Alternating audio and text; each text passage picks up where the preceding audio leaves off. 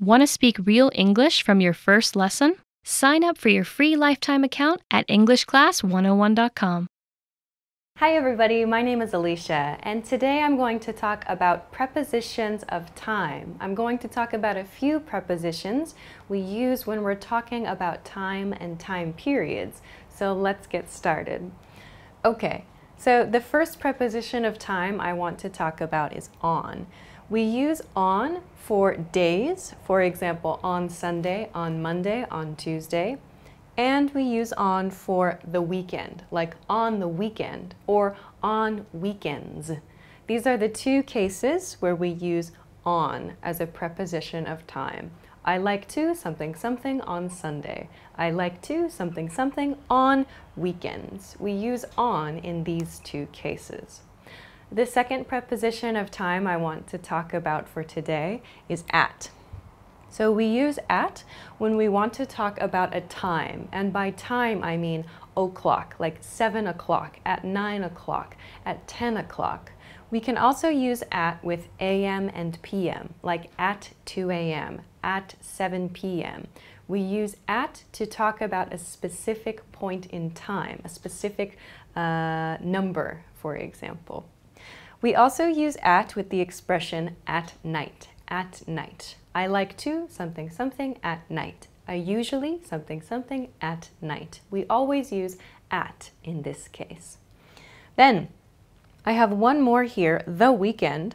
You'll see I used the weekend for on here, but in British English, I speak American English. In British English, you might hear at the weekend instead of on the weekend. So at the weekend is something you might hear depending on where you are or depending on the people with whom you study. But for me, I prefer to use on the weekend. Okay, let's talk about in next. So we use in for a lot of different cases, as you can see. We use in for months, like in September, in October, in November. We use it for seasons, like in summer, in spring, in fall. We use it for expressions like in the morning, in the evening, in the afternoon as well. In the morning, in the afternoon. We also use in for periods of time, so minutes, hours, and years, for example. So in 5 minutes, in 3 years, in a few seconds. If you want to talk about a period of time, you can use in to explain that. So we use in for a lot of different cases. The last thing I want to talk about, though, is a situation where you don't need to use a preposition at all. When you use this plus weekend, like this weekend, or this morning, or this evening, or this month, this September, this October, you do not need to use a preposition in this case. We'll practice in just a moment, but this is a very common mistake. If you use this before one of these expressions, you do not need to include a preposition, so please be careful. Okay, so with this information, I want to try a few example sentences that I've prepared here. The first one is, I have to leave something something 5 minutes. 5 minutes is a period of time, so we know the correct preposition is in. I have to leave in 5 minutes is the correct answer here. Next, what are you doing? Something something. December, December. So we know December is a month. We should use in this case. What are you doing in December? Of course, by the way, with this sentence, we could say, what are you doing this December, to be very specific. But in this case, for a preposition, we should use in. Okay, next sentence. I'll meet you at the restaurant 6 p.m. 6 p.m. is a time, So we know that we should use at. At 6 p.m., at 6 p.m. Okay, next, your plane leaves something something 2 hours. So 2 hours, again, is a period of time, Therefore, we should use in. Your plane leaves in 2 hours is the correct sentence here. Okay, next, they're going to France something something this summer. Here is a big hint word, this, therefore no preposition is needed in this case. They're going to France this summer, no preposition here. Okay, next, He's meeting us in the station something something noon. So noon, I've used the word noon here, but noon is a time. It means 12 p.m., yeah? So because it's still a time, we should use at. At noon is the correct sentence here. Okay, next. Can you meet me at the cafe something something 2 p.m.? So 2 p.m. Here we have another time. At 2 p.m. is the correct answer here.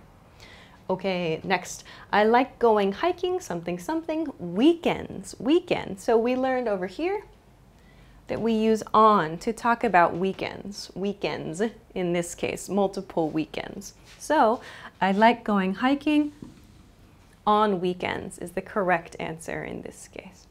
Finally, it's hard for me to wake up something something the morning. The morning. So we saw here morning is used with in.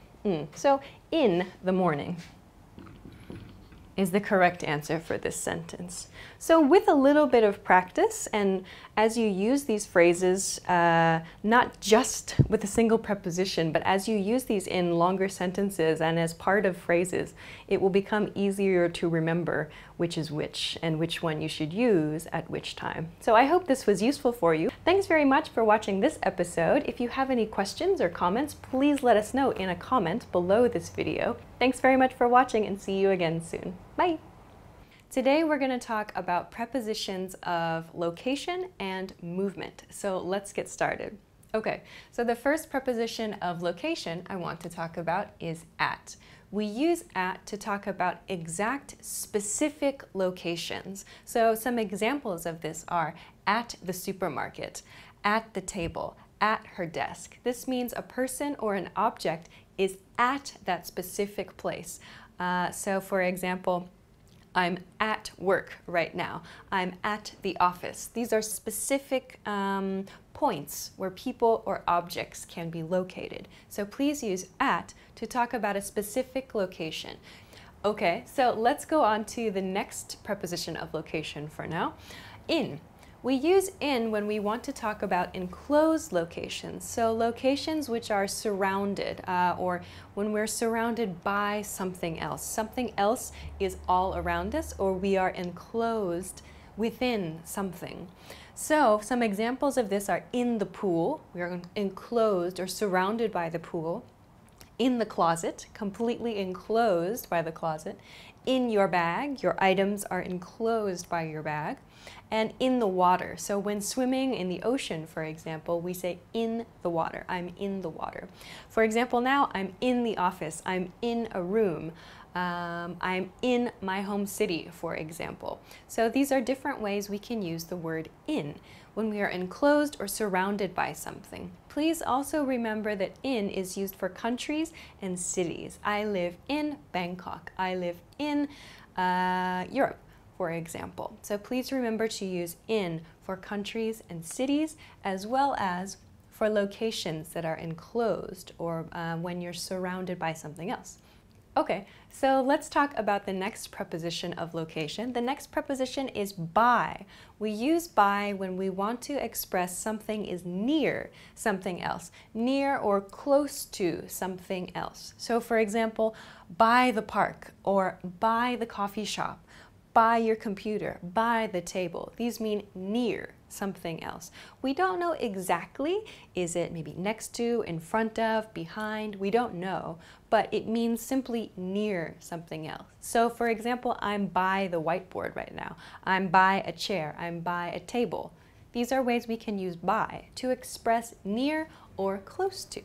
Okay, so the next preposition I want to talk about is a preposition of movement. Actually, the next two are prepositions of movement. The first one is into. So into is something we use to express movement from an open location to a more closed location. So for example, into the bank, walk into the bank, or into the refrigerator, put food into the refrigerator. Or into the suspect's home. The police moved into the suspect's home. In each case, into shows moving from an open location to a more closed location. So because in is here, you can imagine We are moving to an enclosed location. We could say, jump into the pool, for example, or go into the closet, put something into your bag, or go into the water. So in this way, we can kind of think of in and to being closely related, but to shows us the movement, the relationship, that there's some movement happening there. Okay.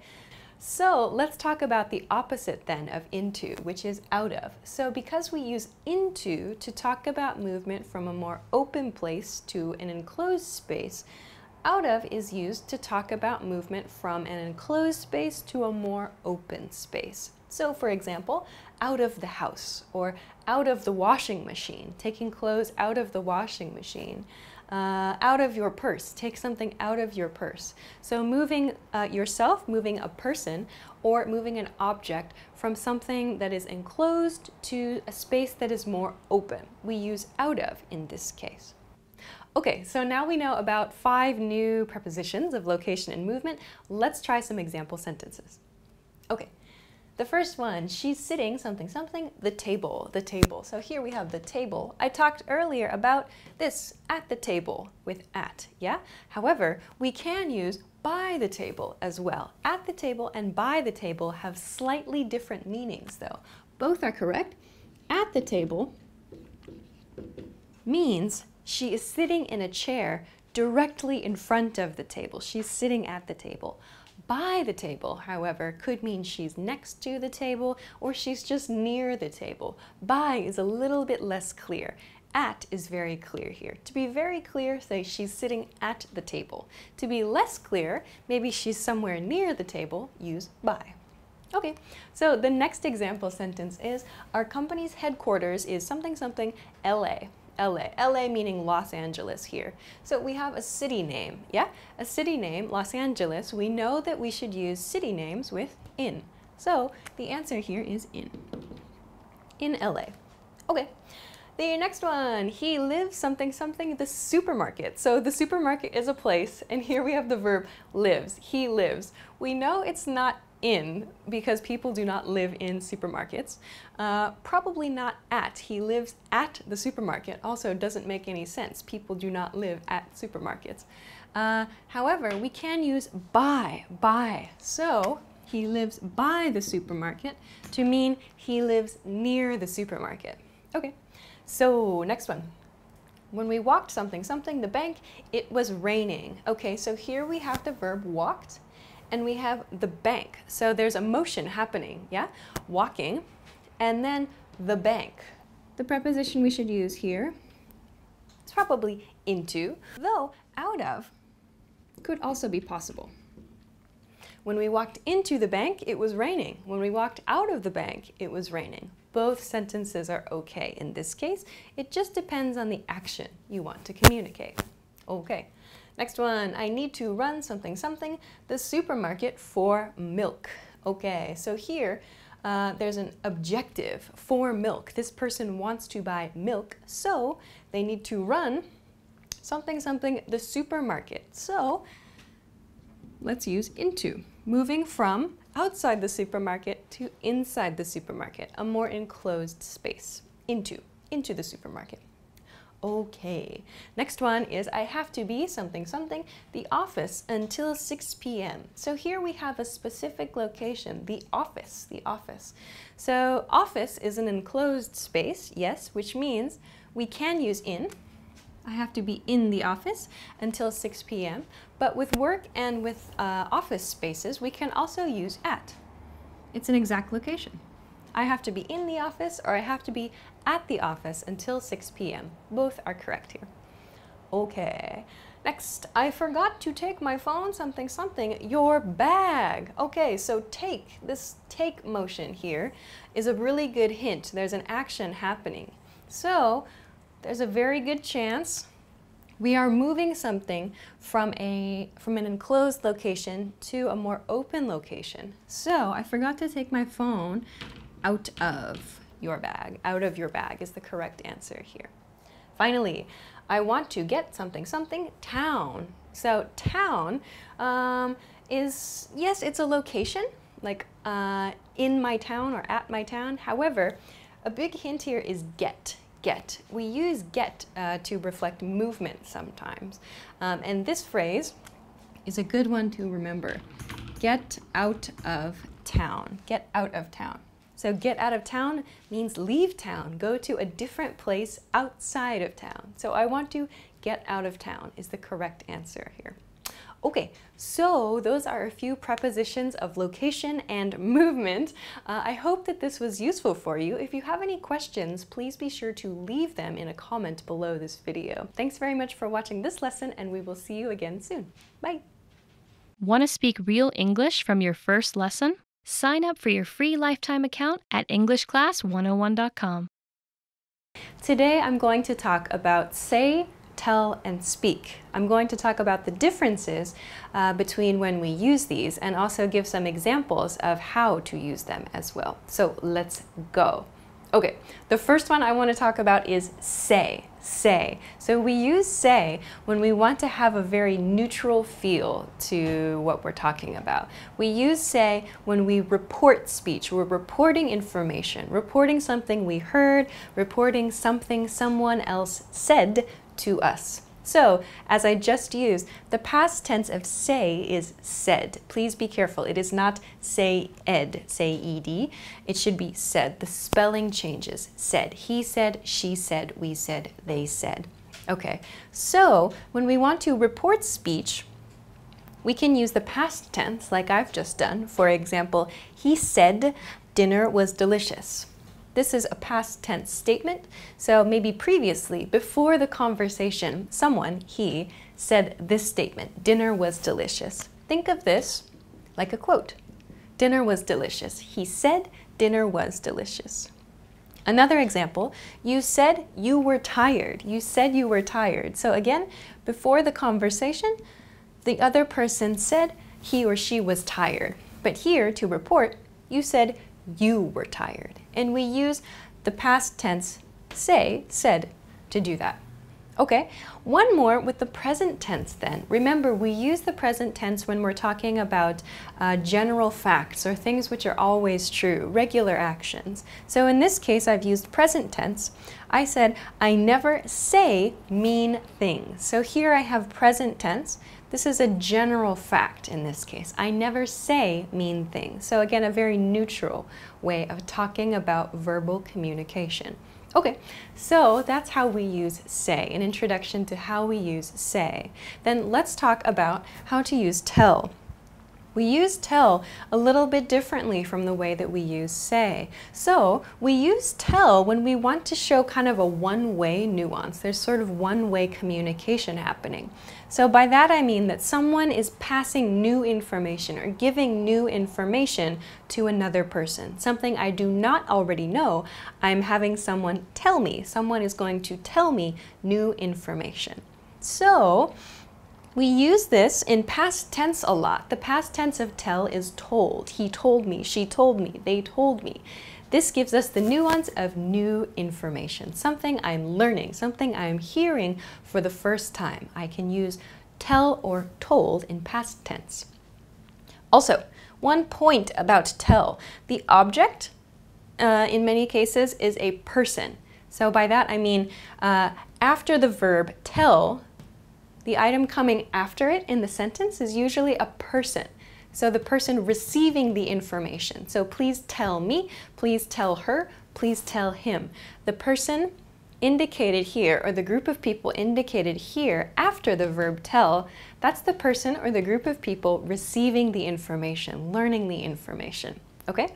So let's see. I told you to call me. Here I have the past tense.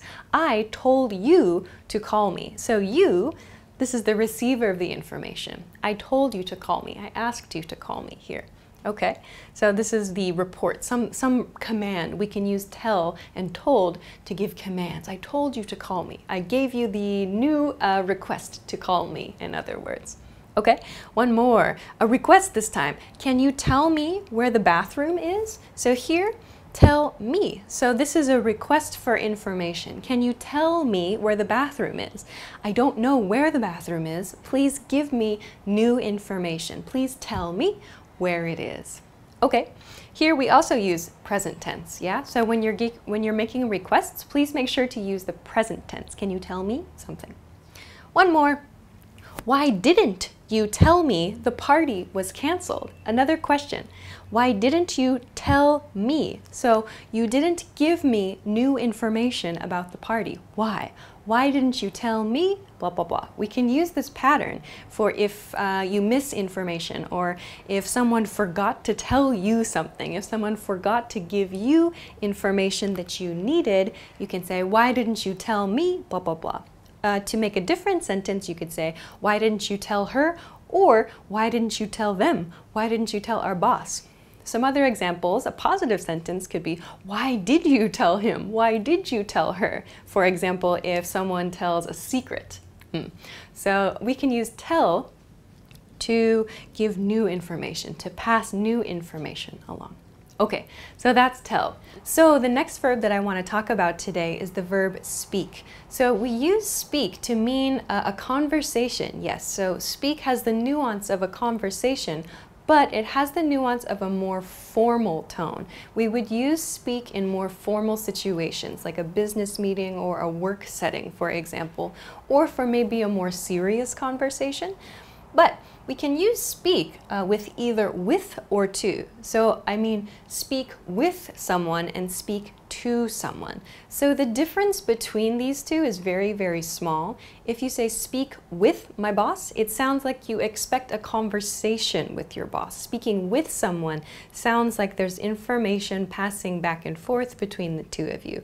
Speak to your boss sounds more like, for example, you're going to say a lot of things, you're going to give a lot of information, and your boss will participate a little bit, but there's more nuance of giving information than passing information back and forth. So if you want to make a more conversational nuance, use with. Speak with someone. If you want it to sound a little more one-sided, a little more one way, use speak to someone. Okay. So we also use speak for languages, like I speak English, I speak French, I speak Japanese, I don't speak German, I don't speak Thai. So please use speak for languages as well. The past tense of speak is spoke. Please be careful. It is not speaked. Please use spoke. The past tense is spoke. I spoke English every day when I lived in America, for example. So please use spoke as the past tense here. Also, the past participle form is spoken. Spoken. So we'll see that in a little bit, maybe. Okay. So some example sentences. You should speak with or to your boss. So here you can choose. With sounds more conversational. To sounds a little more direct. You should speak with your boss. You should speak to your boss. Okay. Past tense sentence. I spoke with my manager. I spoke with my manager. We shared information. Last, have you spoken to HR? Have you spoken to HR? Here's a present perfect tense sentence. I've used spoken here. Okay. Good. So that's a nice maybe wrap up of a few different verbs that are commonly confused when talking about speech. Let's go to some example sentences. All right. The first example sentence is my friend something something me. My cooking was bad. Okay. My cooking was bad. This is probably new information for a person. Another hint, we have me. There's a person here in the object position of the sentence. So we can guess that this should be the verb tell. However, we have this hint. My cooking was bad, a past tense. So we should use the past tense form of tell, told here. Okay, next one. They something something, I have to work tomorrow. So here, I have to work tomorrow. This is maybe just information. It sounds like somebody passed some information to me. So if I want to think of this as like reporting speech, I would use the verb say in the past tense, said. So I know this should not be tell because there's no object here. I know it should not be speak because there's no with and there's no to here either. So I know this should be, they said I have to work tomorrow. Of course, this sentence could be, they told me I have to work tomorrow. It sounds more like a command in that case. Here, they said I have to work tomorrow is very neutral and just a simple report of speech. Okay, next one. He really needs to something something with his client. So here is a big hint word. We have the word with here, and we also have client here, which shows maybe a business or a work setting. Therefore, we can guess the verb should be speak. He really needs to speak with his client. Okay, great. Next one, have you something something, your mother, the news, the news. So here, news is a big hint, new information, new information. And we have a person in the object position. A person is going to receive new information. So, have you told your mother the news is the correct sentence here. So have you told blah, blah, blah is actually a really good sentence for you to remember. Have you told your mom about that? Have you told your dad about that? Have you told your dog about your new park? I don't know. So anytime you want to pass information or ask a question about information being passed, please use tell to do that like we've done here. Have you told someone? Okay, let's go to the next one. We something about this at the last meeting. So again, meeting here is a big hint that it is a work or a more formal situation. We see that this is the last meeting, so something that has finished already. So let's use past tense spoke. We spoke about this at the last meeting. We spoke about this at the last meeting. Here, I have introduced something slightly different from this speak with or speak to. If you want to mention a topic rather than about a person, we can use speak about a topic, speak about something. We spoke about this at the last meeting. We can use speak to introduce a topic as well. So please note that this is an option. Okay, let's go to the next one. You always, blah, blah, blah, nice things, nice things. So always here I have a word which indicates a regular action, something that is always true. We talked about an example over here, though I used never here. However, the grammar is still the same. We should still use the same grammar nuance, the same grammar point here. So let's use the present tense say.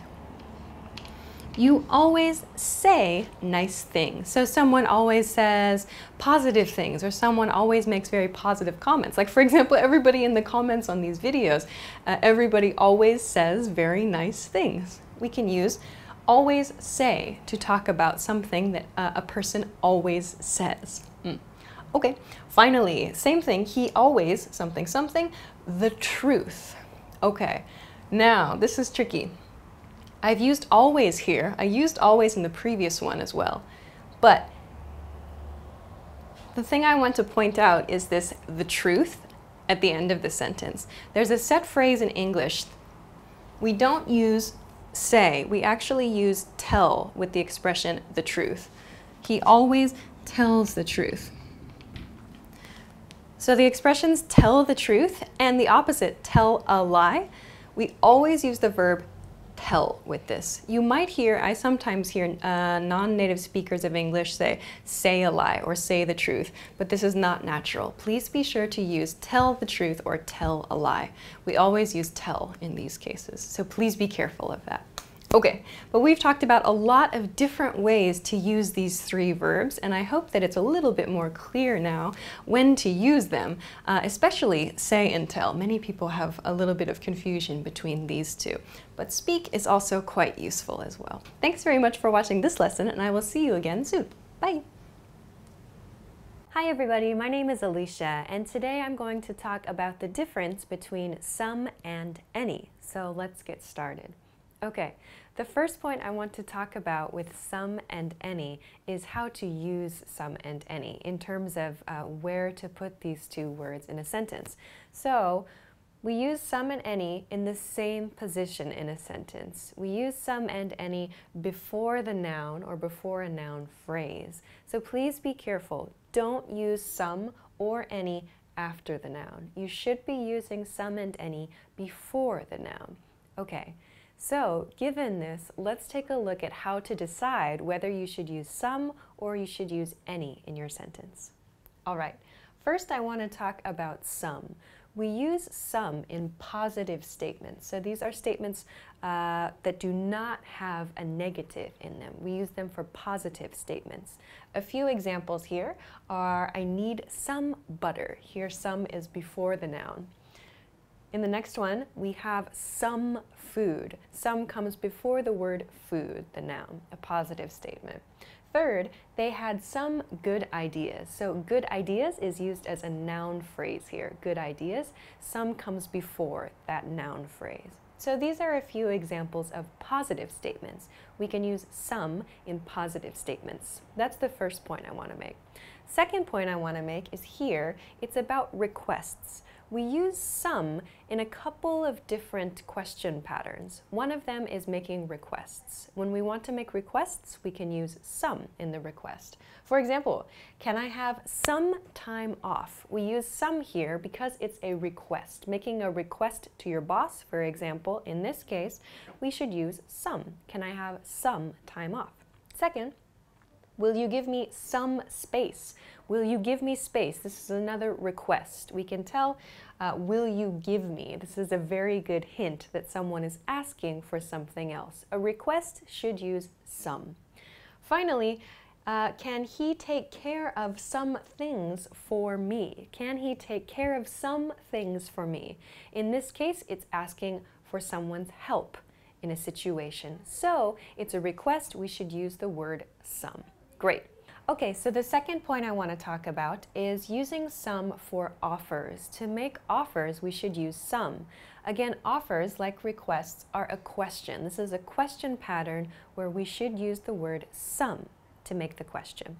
So in the first example, would you like some wine? We use some here in the pattern, would you like? This is a really good pattern to know. Would you like some blah, blah, blah? Would you like some wine? Would you like some beer? Would you like some, a few other things we'll see in just a moment. But we should use some here because it's an offer type question. One more example. Do you want some cheese? So these two patterns, would you like and do you want, they really are expressing the same thing. The difference is in the level of formality. Would you like is more formal than do you want. These two questions really, they have the same point. They're offering something, but the level of formality is what's different here.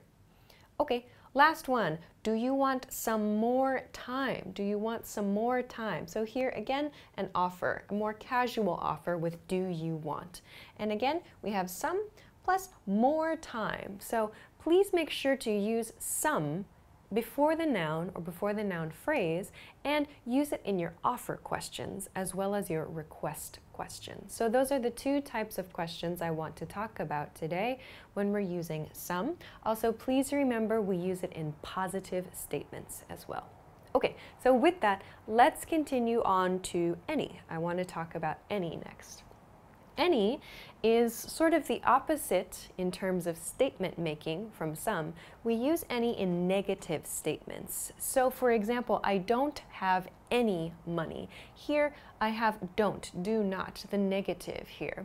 I don't have any money, therefore, is correct. We should use any in a negative statement. Another example, they didn't get any new clothes. They didn't, again, here's our negative, they didn't, did not, so we should use any before our noun phrase, which is new clothes here. Finally, we didn't make any cookies. Here, didn't is in the negative form, again, a past tense statement, plus any before our noun here, in this case, cookies. So please use any when you want to make a negative statement. Okay, the last point I want to make today is about questions. We use any with questions, yes, but we do not use any in requests and offers. We just learned that we use some to make requests and offers. So in other questions, like information questions, asking for information, not for a request, not for an offer, but asking for information, for example, we use any in these cases. So let's take a look at the first sentence. Do we need any salt? So this is an information question. Yes or no? Do we need any salt? We should use this here. This is not a request. This is not an offer. So any is the best choice for this sentence. In the next example, we have, does he have any markers? Again, this is an information question. The person speaking is asking for information, not making a request and not making an offer. So we should use any here. Okay, so the final example here is, did she give you any tips? So our noun phrase here is tips. Any comes before that, and we notice also this is not a request, this is not an offer, so we should use any. It's an information question. We're asking for information. So let's keep this in mind.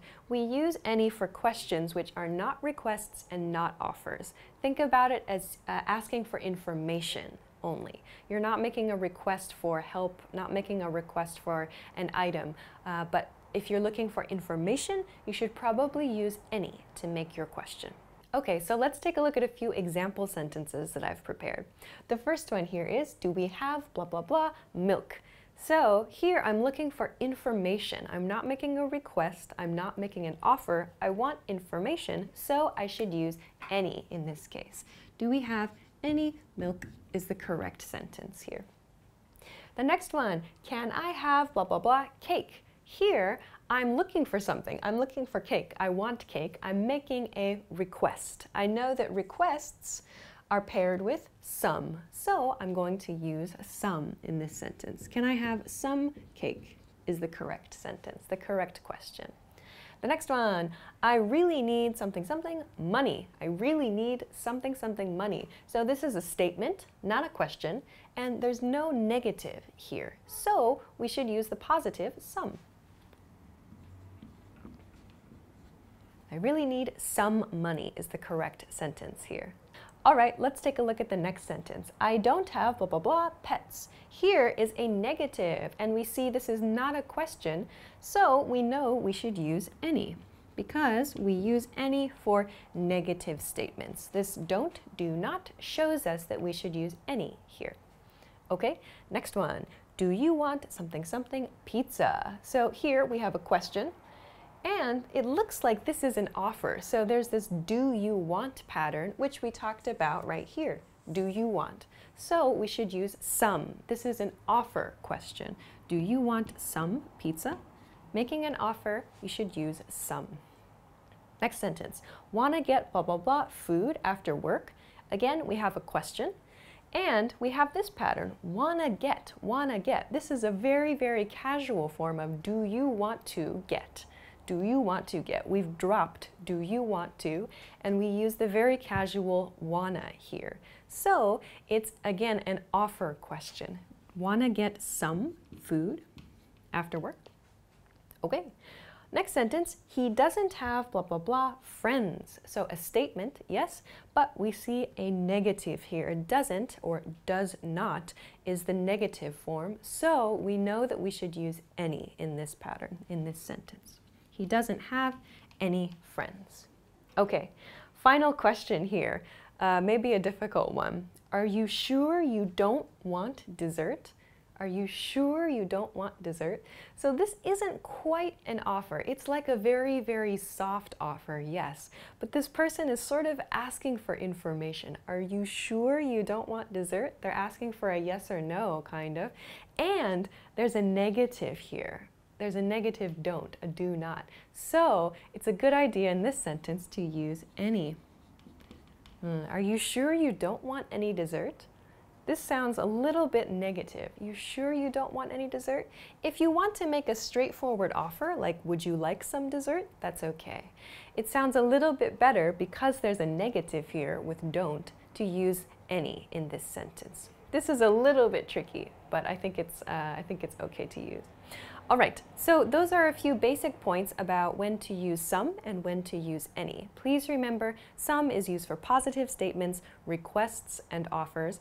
Any is used for negative statements and questions which are not requests or offers, like information questions. Want to speak real English from your first lesson? Sign up for your free lifetime account at EnglishClass101.com.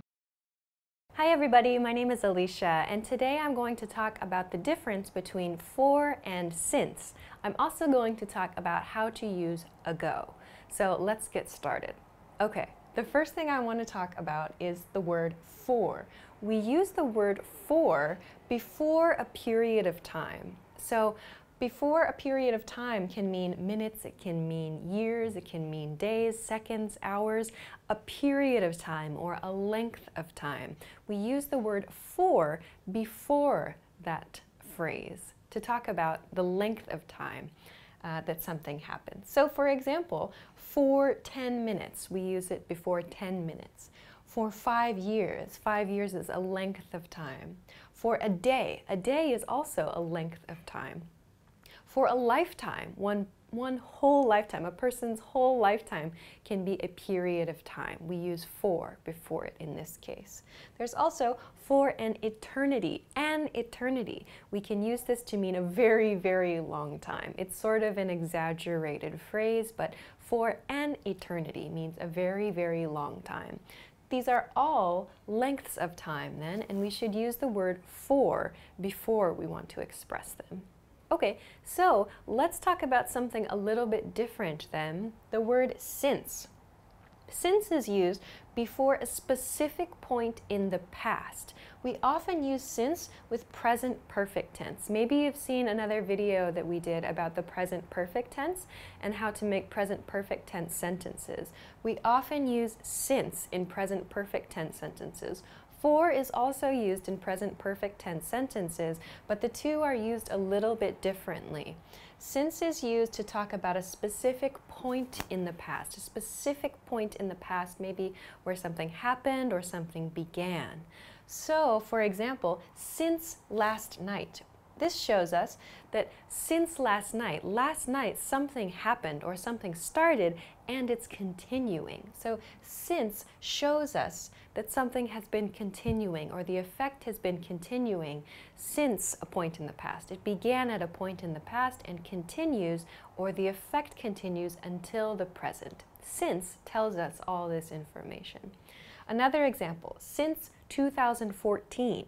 So this is the point in time. 2014 is the year at which something changed or an action started or the effect of an action began. So we can use since in this case. Another point in time can be a season, like winter, since summer, since autumn. We can use since before a season.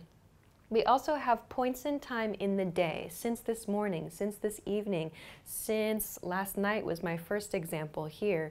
We can also use morning, this morning, today, as a point in time.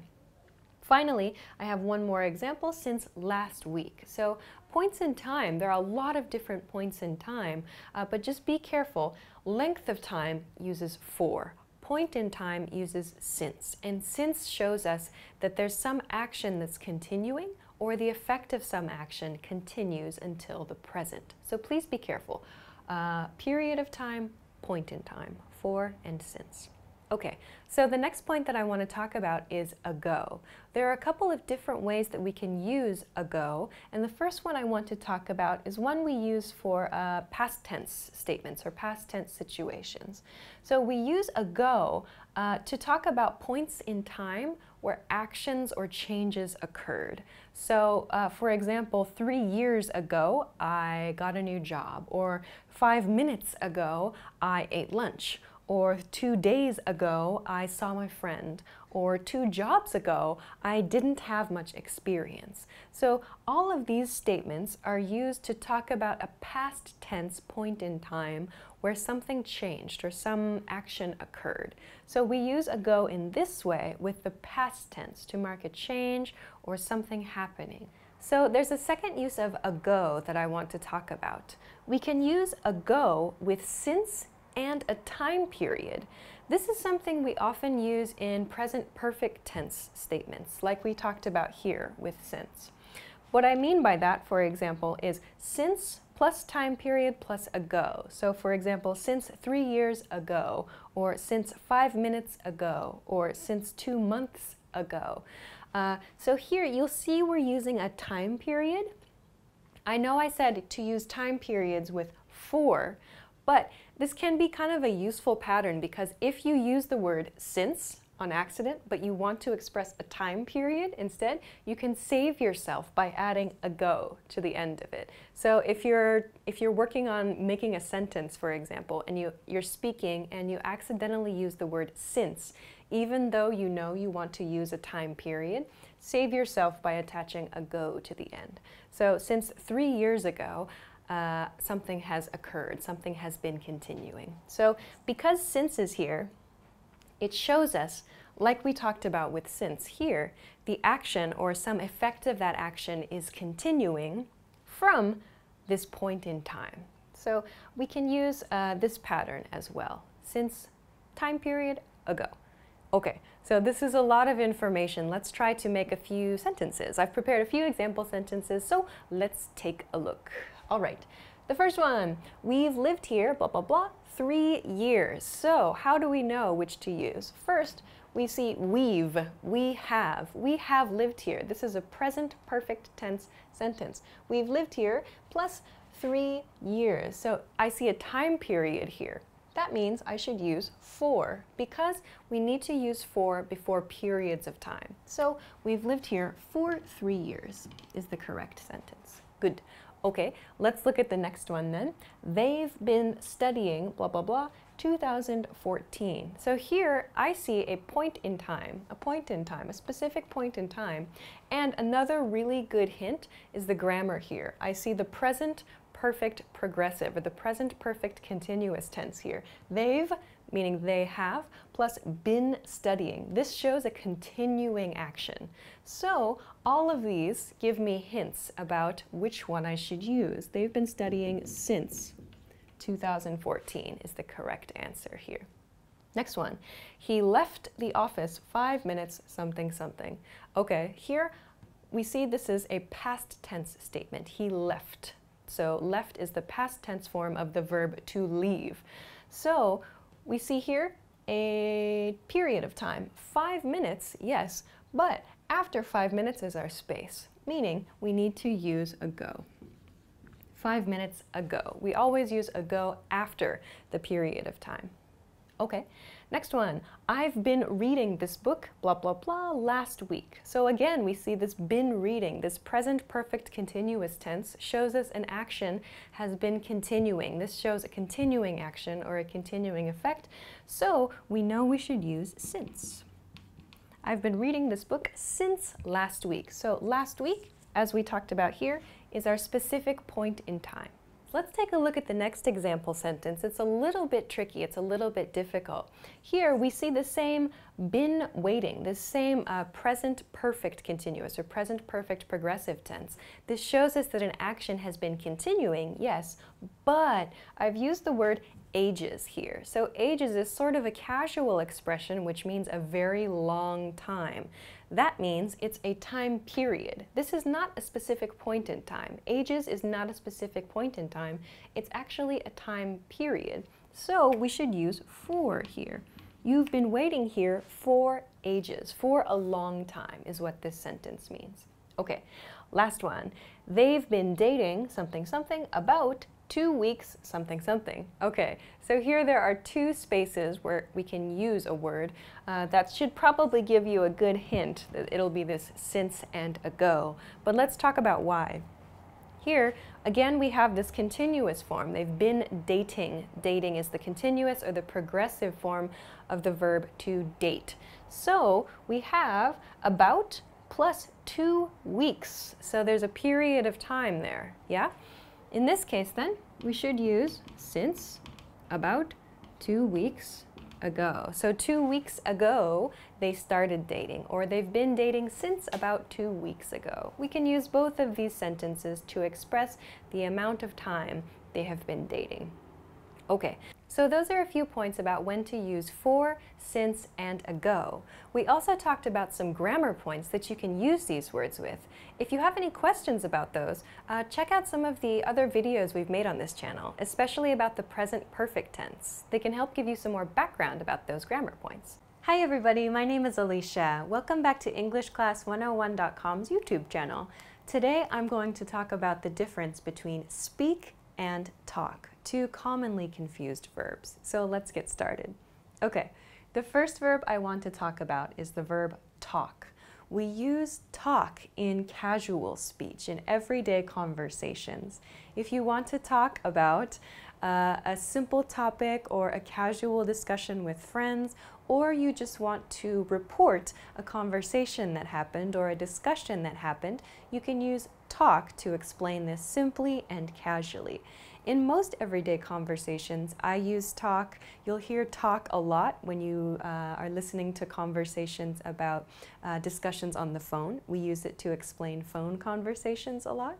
We use it to explain simple meetings with people, friendly interactions over coffee, for example. Talk is used in most everyday situations. So if you're reporting on something that's pretty casual, you should use the word talk to explain that. Also, if the person you are talking to is not someone who you have a professional relationship with, it's pretty good to use talk in that case. If you use speak, you might sound a little too formal. We're going to talk about this in just a moment, though. So please try to keep in mind that talk should be used in everyday conversations, to report everyday conversations, and in more casual situations. Okay, we can also use talk, the verb talk, with to or with. By this I mean we can say, I want to talk to someone, or I want to talk with someone. These are, for me, very, very similar. We use them in very similar ways. If you want to be extremely specific, I would say that perhaps there is a small nuance of a difference between talk to and talk with. If I say I want to talk to someone, maybe it could be a more one-sided conversation. Like, I want to talk to my friend. I expect my friend is going to talk to me as well, but I feel like that has a little more of a one-sided conversation feel than using talk with. If I say I want to talk with my friend, I want to talk with you about it, with, to me, sounds a little bit more like doing something together with someone else. So again, this is a very, very small difference, and perhaps this is just my style and how I like to use these words. But for the most part, we can use them interchangeably. We can use them in the same way. And you're not going to really have any communication problems depending on the word you choose. But just for your information, this is how I sometimes use to and with the verb talk, and with speak too, as I'll explain later. Okay, finally, about conjugations for the verb talk. To make the past tense of the verb talk, talk is an start again. Okay, finally, about conjugations with the verb talk. To conjugate the verb talk into the past tense and the past participle, we simply add ed to the end of the verb. So talk becomes talked. This makes past tense and past participle. So a very easy conjugation for the verb talk. So we're going to use this in some example sentences later. Let's take a look though at the verb speak. Okay. So we talked about how the verb talk is used in more casual situations, everyday conversations, everyday discussions. Speak, however, is used in more formal situations. If you want to create a more formal nuance or to have a more formal tone when you speak with someone, use the verb speak. So I just used the verb speak to sound a little bit more formal in this explanation, for example. If you would like to sound a little more formal, try using the verb speak instead of the verb talk. This is really useful in business situations, at work. You can use this in business emails as well, or in any kind of writing where you would like to sound a little more formal. This is more polite than talk, as you might have guessed. So talk has a more casual nuance, speak has a more formal nuance about it. As with talk, we can use this with to or with. So speak to someone or speak with someone. I want to speak to my boss, I want to speak with my boss. Like I talked about with talk, we can use the two pretty much in the same way, very, very similarly. I would say there's a very small nuance again. Talk to might sound a little bit more one-sided. One person is reporting information, perhaps, and with perhaps sounds more like an exchange of information. But again, this is a very small difference and perhaps just a way that I think about how to use to and with these verbs. But you can use them essentially in the same way. Speak to or speak with someone. Finally, there's one other key difference between speak and talk, and that is about languages. When you are explaining your language ability, for example, I speak English, I speak Japanese, I don't speak Chinese, we should always use the verb speak. Please don't use the verb talk to explain your language abilities. So a sentence like I talk French is not correct. Please use I speak French. Speak is the correct verb to talk about your language abilities or to talk about your inability as well. So please be careful there. Lastly, a couple conjugation points about this verb then. So speak in the past tense, speak is an irregular verb. Speak becomes spoke in the past tense, spoke. So please be careful here. Also, to make the past participle form, speak becomes spoken. Have you spoken to someone? I've never spoken with someone. So there are two conjugations we need to consider for today's practice. Spoke and spoken. Past tense and past participle tense. Okay, so now that we reviewed a couple points about the difference between talk and speak, let's take a look at a few example sentences and maybe we can decide which verb is a better choice in each of these. Okay. First one, he's something something to his manager. Our hint word here is the word manager. This implies it's a work situation, so it's probably a good idea to sound a little more formal. Let's use spoke, past tense. He spoke to his manager. Of course, you could say he speaks to his manager, but we don't have much other information here. So maybe a simple sentence, he spoke to his manager, is nice. Let's see, the next one, you should blah, blah, blah to your parents. So here we have parents and also you should. This kind of gives us the feeling that this sentence is maybe a casual advice situation. So how about talk? It sounds more casual, so talk sounds better. You should talk to your parents. Again, talk with your parents is also okay here. All right, let's look at the next sentence. Haven't they blah, blah, blah to you about this? So here we have haven't, have not, a negative form here. Haven't they blah, blah, blah to you about this? In this sentence, there's no clear hint word. Is it a casual situation? Is it a formal situation? So in a sentence like this, because we don't have enough information about the situation, both talk and speak are actually okay. But we do need to conjugate the verb correctly so that it matches this haven't at the beginning of the sentence. So we can say, haven't they talked to you or haven't they spoken to you about this? Both are correct in this case. Haven't they talked to you? Haven't they spoken to you? It just changes the level of formality of the sentence. Okay. Let's take a look at the next one. I really wanted to something something to you. Again, it's a little bit difficult to determine, is this a formal situation or a casual situation? I would guess I've included the word really here. Typically, really is only used in casual situations, or it's better to use a word like really in less formal situations. So I think that talk is a better choice here. I really wanted to talk to you. Nice. All right, next one. She's something something with clients at the moment. So here the hint is clients, indicating it's a business situation or a more formal situation.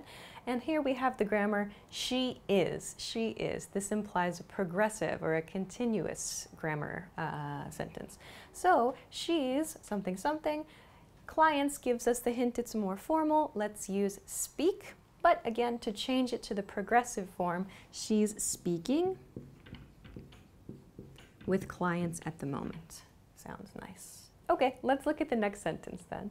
What were they, blah, blah, blah, with that guy about? Okay, so here I've used with, again, we can use to or with, but I've included guy as a hint word here. Guy sounds a little bit more casual. We use guy in maybe more casual discussions, everyday discussions.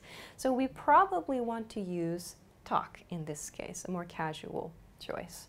Here we see it's past. What were they, something, something, with that guy about? But we know this should be a past progressive tense sentence too. What were they? This indicates something continuing. What were they talking with that guy about? What were they talking with that guy about? Great. All right. Next one, you guys should have blah, blah, blah about it last week. Again, we see this you guys, implying something more casual.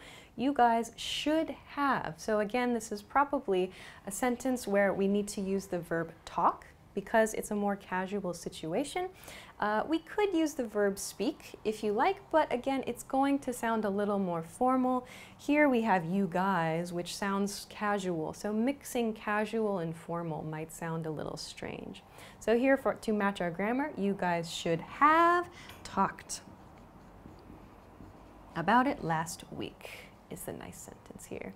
Okay, let's look at the last one then. She's never, blah, blah, blah, to me. So she's, this is an interesting contraction. Be careful. It's not she is never. Never is a big hint here, yeah? We know that never, we use never a lot in present perfect tense sentences. So she's here does not mean she is. Instead, this is the contracted form of she has. So here, she has never something something to me. In this sentence, we don't know if it's a casual or a formal expression, so we can choose either verb. So, she has never talked to me is correct, or she has never spoken to me. She's never talked to me, she's never spoken to me. Both are correct, just depending on the situation and depending on the nuance you would like to communicate, you can choose the better form or the better verb accordingly. So these are a few cases where speak and talk, it might be a good idea to choose one or the other. But I would recommend just keep in mind if you want to sound more formal, please choose the verb speak. If you want to sound a little more casual, use the verb talk. In most cases, we will use the verb talk, but maybe at work it's a good idea to use speak instead. Also, don't forget to use speak to talk about your language abilities too. Thanks very much for watching this episode, and we will see you again soon. Bye!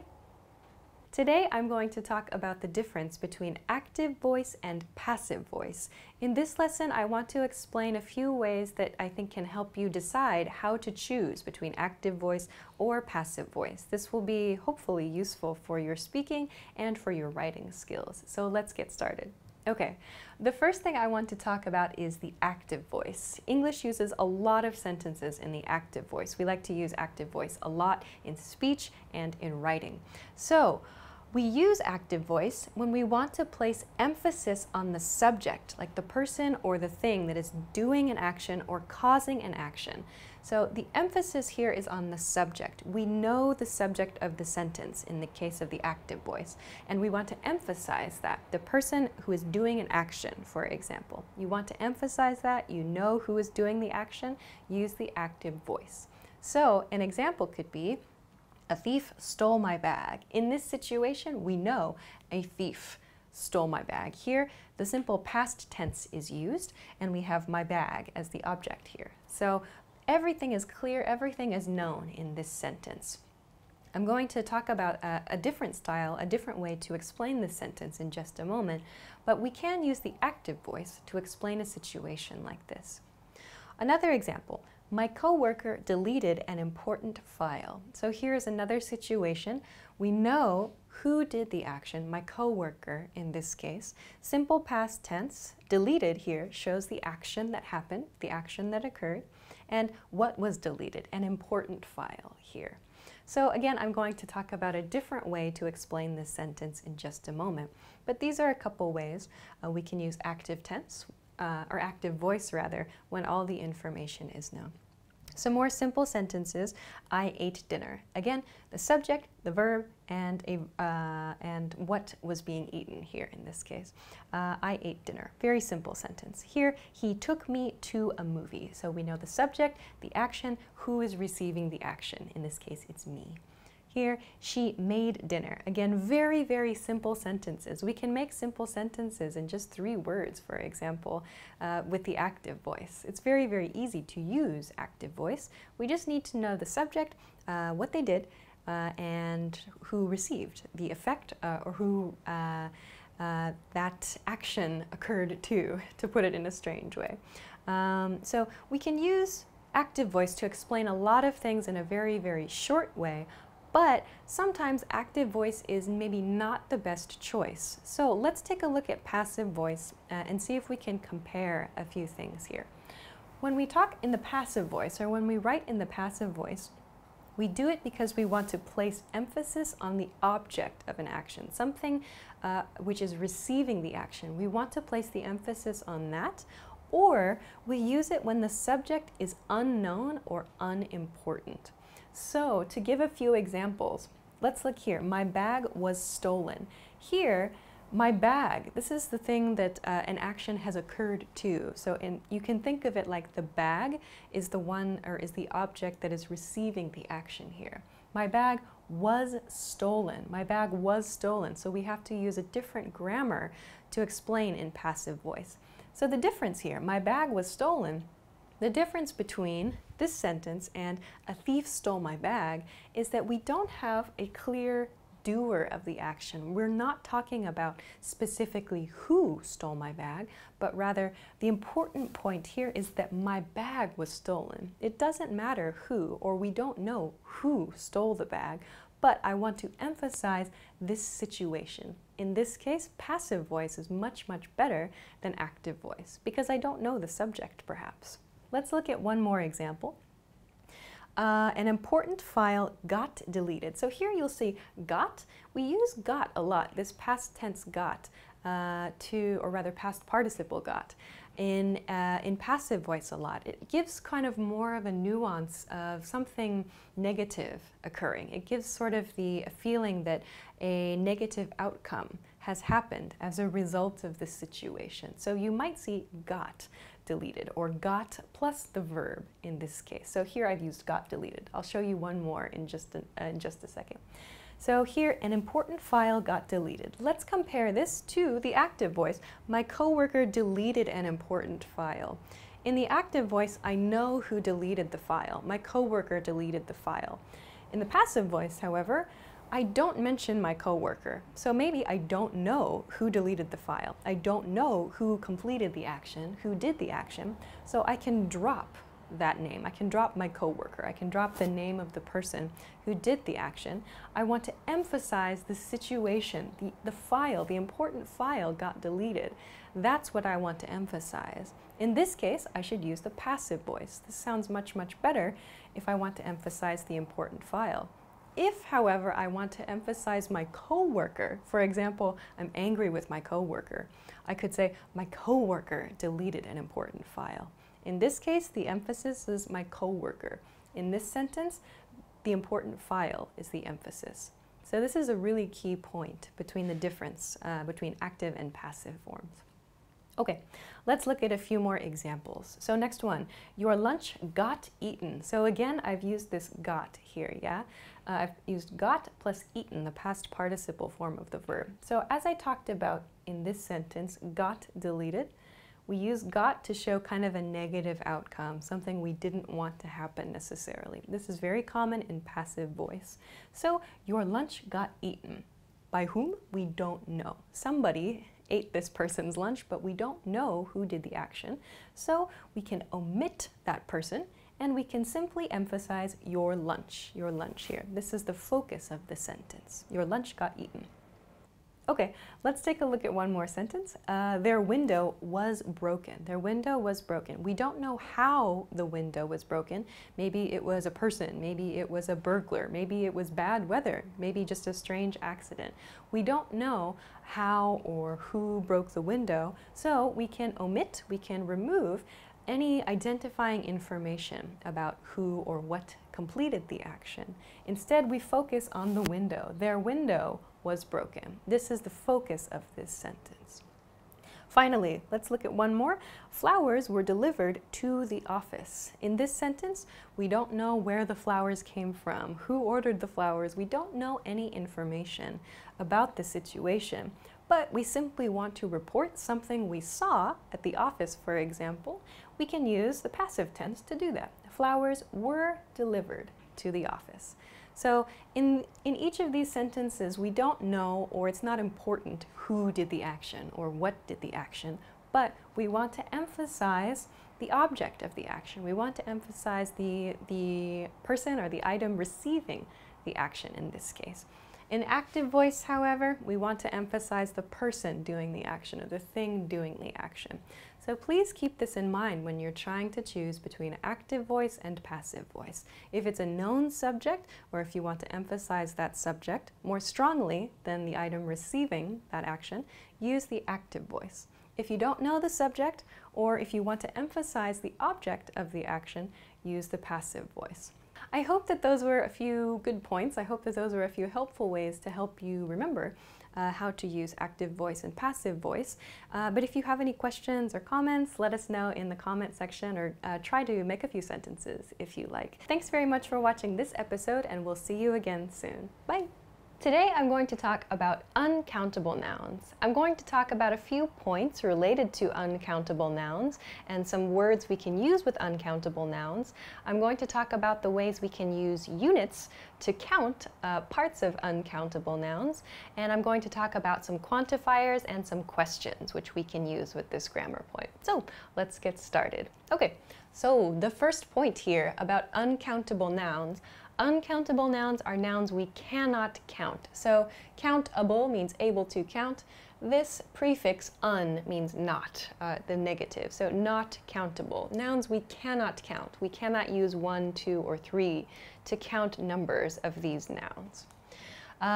With uncountable nouns, we can use some determiners. So determiners are, for example, or an, or the, this, that, my, his, and so on.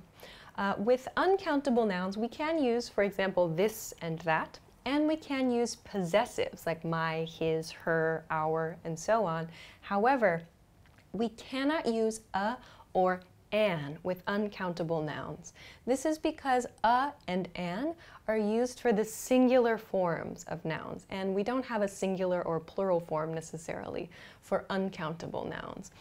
So we cannot use a or an because these two articles are used for singular forms. So please be careful of this.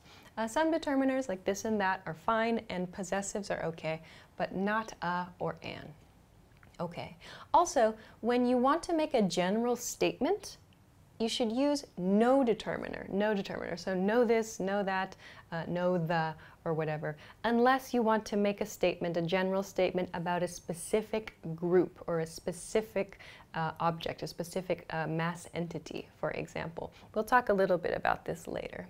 Okay, so let's take a look at some common uncountable nouns then. I've also included here, though, their units. So by units, I mean ways to count the parts of these nouns.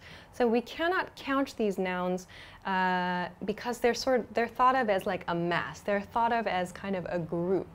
A group or an assembly of many, many different parts. So we don't count the group itself, the mass itself. However, we can count the parts within that group. So let's take a look at the first example, maybe the most important one, time. So time is an uncountable noun. We don't count 1 time, 2 times, or 3 times. We don't do that. However, we count parts of time, measurements of time. So for example, all of these are countable nouns. Seconds, minutes, hours, days, weeks, months, years, decades, millennia. These are all the countable nouns we use to count the parts of time. We cannot count time. We can count the parts of time only. Let's look at one more example. Money. So money, we cannot count money, 1 money, 2 money, 3 money. We don't do that. Instead, we count the parts. For example, cents, dollars, yen, pounds, euro, pesos, for example. We use the currency, the type of money, and the denominations, the pieces or the parts within that currency to count. So we cannot count money, but we can count the type of money. We can count currency amounts. Okay, another couple that are fairly common are beer and wine, so drinks, for example. We don't count beer necessarily as a group. We can say one beer to refer to one drink of beer. We can say that, however. But in general, for liquid, when you see a lot of liquid, we don't say one beer, two beer. Instead, we count it by the serving. So for example, with beer, we use glasses, pints, half pints, mugs, kegs, growlers. These are a few ways that we can count beer. These are all countable nouns. A similar rule applies to wine. We don't say really one wine, two wines. We can use that to mean one single drink, but there are sometimes different ways that we need to explain wine. So we use these words, glasses or bottles or decanters. So we use decanter of wine, bottle of wine in these cases, not one wine or two wines. Make sure to say like bottle or decanter to refer specifically to the type of measurement you mean. Another very common example is clothes. So clothes is kind of a category of items. It's a type of item. There are many different kinds of clothes. So we count, for example, shirts, sweaters, socks, shoes, hats, pairs of pants. We don't say one clothes, two clothes, three clothes. Instead, we count these smaller items inside the category of clothes. Okay, just a couple more examples.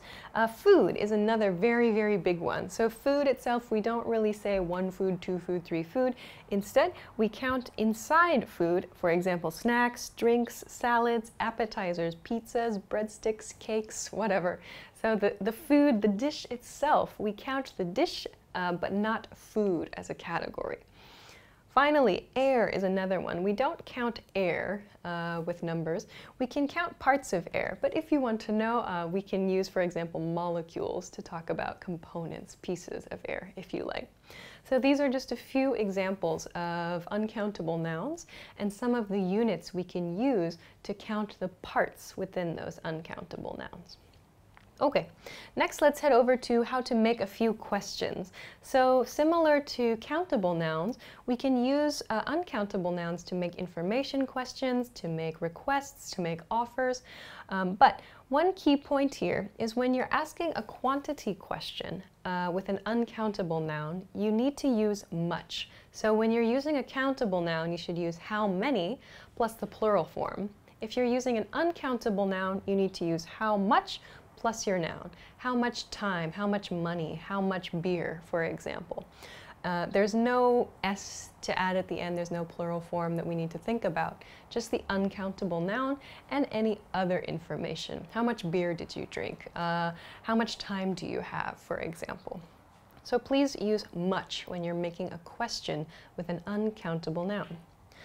Second, do you plus a verb, any, plus your uncountable noun. So we can change this verb in the sentence depending on what we need, but this is a general information question. Like, do you need any time, or do you need any new clothes, for example. So we just use the uncountable noun here at the end of this phrase to make an information question. Another common pattern would be a request. So can I have some blah, blah, blah? Can I have some wine? Can I have some food? Of course, you can use a unit here if you like, if you want to be specific. But if you want to be general, like can I have some more time on this project? We can use an uncountable noun in this sentence pattern as well. Of course, there are many different sentence patterns, but these are a few questions that might be helpful for you. Okay. Let's look at the last thing for today, quantifiers. Quantifiers. So we use quantifiers to talk about amounts of nouns. In this case, I'm going to talk about some quantifiers we can use to talk about the amounts of uncountable nouns. So we can use first at the end of the spectrum here at around like 0. I've kind of made a scale here from 0, like no of something, there's no amount, there's 0 of something, to a lot of something, 100 at the other end. I've made kind of a scale of a few quantifiers. So here we can say no, I have no time. We can use don't plus a verb plus any, like I don't have any time. Also is over here at the 0 part. We can say I have almost no time, meaning very, very little time, for example. So very little and almost no would go about here. Here we can say not much. I have not in parentheses because you just need to use the negative form. I don't have much time, or I don't need much to drink, for example. So we can use much here, but we need to use a negative in this case. We can also use hardly any with uncountable nouns. So I have hardly any time to work on this project, or I have hardly any wine in my refrigerator, for example. We can use a bit of. I have a bit of beer to drink. A small amount of. So I have a small amount of time this afternoon, if you're free. We have a decent amount of. So, there's a decent amount of time this afternoon, if that's better for you. We can use some as well. Some, again, is kind of vague. It's not so clear, the quantity with some, but if you just want to refer to having some, making it available, you can use some. So, like we might say, I have some clothes I want to throw away. We can use lots of and a lot of. So, I drank a lot of beer last night, or I drank a lot of wine last night, might be a common sentence you can hear. We can use quite a lot of, quite a lot of. So I have quite a lot of time this weekend. Let's do something. We have the casual tons of and a bunch of too. So I have tons of time, or I have a bunch of new clothes to try on, for example. And we can also use all. So you could say, who drank all the beer? Or who, let's see, what's another example? Someone took all my clothes, for example. We can use all with uncountable nouns as well. So again, these are just a few examples of some expressions you might hear with uncountable nouns. You'll see too, as with countable nouns, we can use some of these, as I've marked with the green star here. Some of these are okay to use with countable nouns and uncountable nouns. So if you get stuck, you can try to remember which ones are okay for both countable and uncountable nouns. For example, lots of and a lot of, some is good. Almost no is pretty handy, pretty useful as well. Another point here I want to mention, this is a problem that many students have, is using much in positive statements of quantity. For example, I have much money, I have much time. We cannot use much in this way. We should use I have a lot of time, I have quite a lot of time. Much is used with negatives, so I don't have much time, for example. I don't have much money. We can only use much for a quantity statement with a negative form. So please don't use much to make a positive statement about quantity. Please be careful. This is a very common mistake. All right, but those are a few points I wanted to make about uncountable nouns today. Thanks very much for watching this episode, and I will see you again soon. Bye. Want to speak real English from your first lesson? Sign up for your free lifetime account at EnglishClass101.com. Hi everybody, my name is Alicia. Today I'm going to talk about countable nouns. I'm going to talk about how to make the plural form of countable nouns. I'm going to talk about a few question patterns you can use with countable nouns, and I'm going to talk about some quantifiers for countable nouns. So let's get started. Okay, so the first point, maybe the most important point first of all, is that countable nouns are nouns which we can count. We use numbers 1, 2, and 3, and we can count the numbers of these nouns. They are countable, able to be counted. That's the first point for today's lesson. Second, countable nouns have a singular form, single here, you can see single is the base, one, singular form, and a plural form, plural meaning more than one. So the words themselves have a singular form, one of something, and a plural form, more than one of something. A couple of notes about singular form and plural form, however. Singular form nouns, we have to use a determiner. So for example, determiners are like articles, like a or an or the, or we could use this, that, my, his, her, for example. We need some kind of determiner, something that gives us information about a singular noun. We must use a determiner with a singular noun. So we have to say a dog, or his dog, or my dog. We cannot simply say dog in this with the singular form. So please be careful. If you use the singular form of a noun, you need to use a determiner. Okay, let's look at the plural form. My note for the plural form here is that no determiner is required. So you don't always have to use a determiner here with the plural form, the dogs, his dogs, her dogs, for example. But if you're referring generally to a group, no determiner should be used. So this is a very common mistake. For example, if talking about all teachers, or all doctors, or making a general statement about a group of people, for example, no determiner should be used. We should not use the doctors or the teachers unless you're talking about a specific group of doctors or a specific group of teachers. If you want to make a general statement about all people or all countable nouns in one category, no determiner should be used. So please be careful. Okay, so these are 2 points about the singular form and the plural form, so please be careful of this. Okay, let's continue on to how to make the plural forms of nouns. There are a few different rules to consider here. So first, the regular way to make a plural noun is to just add an S to the end of the noun. So for example, dogs, we add an S, computers, and cars. So these are simple plural form nouns. We just add an S to the end of the noun to make the plural form. However, there are some cases where the spelling will change slightly and the pronunciation will also change slightly. The basic S sound is still there, however, it's an ES sound, so it's noun plus ES. When do we do this? We do this with nouns that end in X, in CH, double S, S, or SH. This is kind of difficult to remember. I think that if you practice, if you read a lot, and if you speak a lot, you'll gradually come to understand this. This is something I personally never studied as a native speaker, but through practice, through reading a lot too, I gradually came to understand which nouns take ES and which nouns do not. But some examples here, foxes, fox ends in X, so it takes ES in the plural form.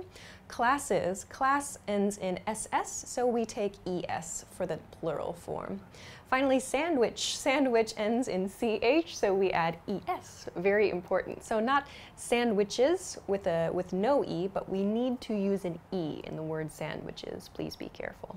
Okay, finally, there is one more different spelling for plural nouns here. We have noun plus IES.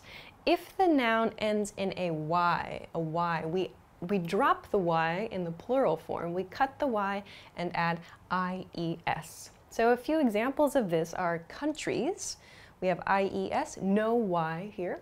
We have candies, again, no Y, IES, and copies, so no Y and IES.